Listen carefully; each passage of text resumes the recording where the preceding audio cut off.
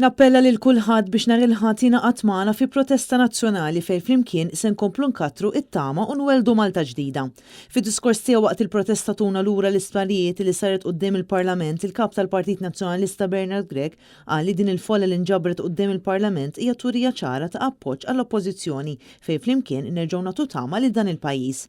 Nhar il-ħadd ejjew ħalli nagħmlu flimkien protesta nazzjonali għaliex din hija s-sejħa tiegħek, din hija s-sejħa tal-Maltin u l-Awċin.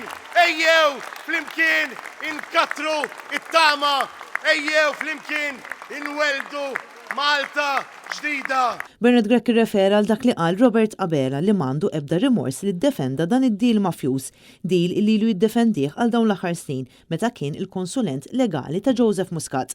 Huwa qal li l-Gvern Laburista kellu roadmap waħda, roadmap għal flus. Saħaq li l-kawża ntrebħet għax il-qorti qamet u qalet li issa daqshekk ser mill-flus il-poplu Malti. Dawn kellhom roadmap waħda, ir-roadmap għal flus fil-bot, moħbijin fil-kontijiet segreti.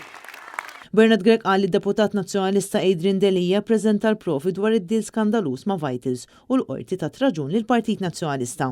Fejn għal darb'oħra it-tnejn stess il-qorti reġettat raġun lil Partit Nazzjonalista fejn il-PBS qed jikser id-drittijiet fundamentali tal-partit. Hemm bżonn illi nkunu flimkien, għalhekk hemm bżonn li nibqgħu naħdmu flimkien, għalhekk hemm bżonn li nibqgħu nissiltu flimkien, għaliex dak li mhux kapaċi jagħmel Robert Abela u sħabu irridu nagħmluh aħna.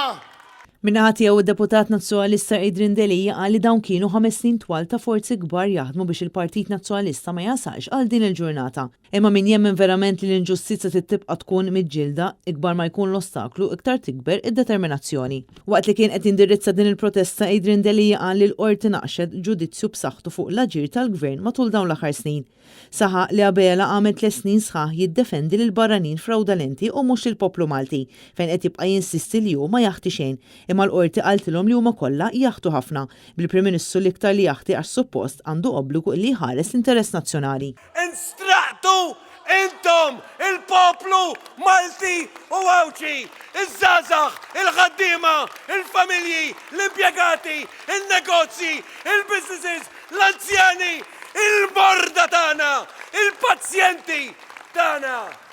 Saħaq li issa kulħadd irrid jagħti rendi kont ta' emilu għax il-poplu mhux kliem irid fil-Parlament imma fatti ta' kif dawn il-flus se jintraddu lura lill-poplu Malti u Awċi. Ġibu issa 300 miljun lura l-isptarijiet ġibnihom aħna, issa ġibu il-flus l-sraqtu lura.